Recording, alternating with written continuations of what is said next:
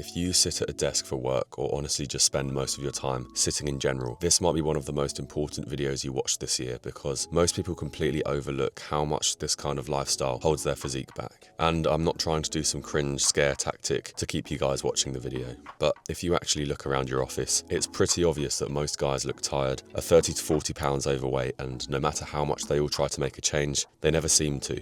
Even with all the new diet hacks and supplements, we've got 30-year-olds feeling like they're 60, people that should realistically find getting lean easy just feeling lost and feel like they're swimming against the tide. We were realistically never designed to sit all day on our computers in artificial light or chronically stressed or fueled by caffeine. The problem is, even if you understand training and nutrition perfectly, it doesn't matter if you can't apply it to real life. And despite being into fitness for years, I slowly drifted into the same problems. I trained well, I had a good diet plan, yet never improved my physique or health. And if anything, I just looked more tired and stressed. So over the past few years, I've dedicated my time to working out what actually works for guys in a similar position to me. And I've achieved some pretty good results myself in the process. Ultimately, it comes down to some pretty simple principles that I'm going to walk you through now. But at a high level, everything comes down to the idea of proactivity, not reactivity, which will make a lot more sense as we go through the frameworks I used. And stick around for the last one because without that, the rest won't really make sense.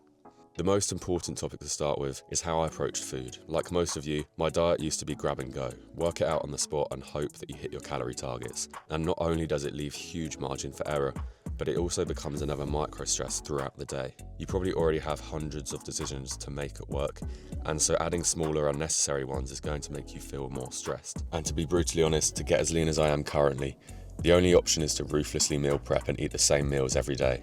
Have exact meal timings and stick to them. So for me, I knew every day that I'd have my breakfast at 10:30, lunch at 1 o'clock, a small snack mid-afternoon, and then my final meals at home after work.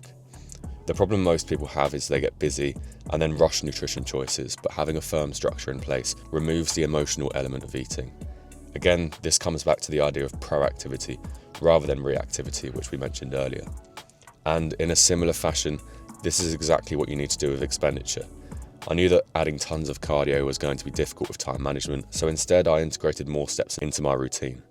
I walked to a station 10 minutes further away in my commute, made sure I walked for 30 minutes at lunch, I took a 10-minute break from the desk mid-morning and mid-afternoon. Not only does this increase the calories you burn, but stepping out of the office every once in a while has a huge positive impact on managing stress and that burnout feeling you feel when working for hours without a break.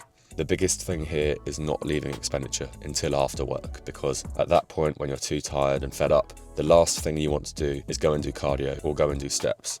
Training follows a similar idea. The bottleneck for everything is almost always time availability, and so you have to work around your commitments. 3 to 4 sessions for most is more than enough, and so the next question is how do you fit that into your week? The easiest way is to start with your least busy days. For me that's weekends, so 2 of my sessions go on Saturday and Sunday.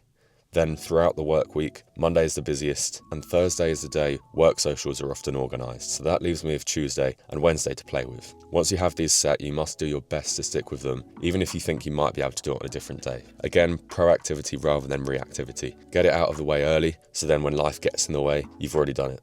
And to finish off with the most important one that ties all of this together, there has to be an identity shift. Ultimately, fat loss can become a burden and frustrating, but only if you let it. The moment you fall into complaining, dragging your feet, and letting yourself fall into a bad mood because you're hungry is the moment you're going to stop progressing. Even if it means lying to yourself, you have to at least pretend it's enjoyable. If you don't, you will find ways to fall off plan without even realising, which will frustrate you even more and leads to falling further off plan. The theme you've probably taken from these points we've spoken about in this video is that getting lean is a mindset and routine game. You can have the perfect training and diet, but if you don't have a structure that can be embedded right into your life, then the process is always going to be 10 times harder than it needs to be. And if you're looking for some extra support, I'm currently taking on a few guys to work one-to-one with me, where we build exact routines that work for you and not against you. If that sounds like something that may genuinely benefit you, then the link to apply is in the description below. So I appreciate you guys watching, and I'll talk to you all in the next one.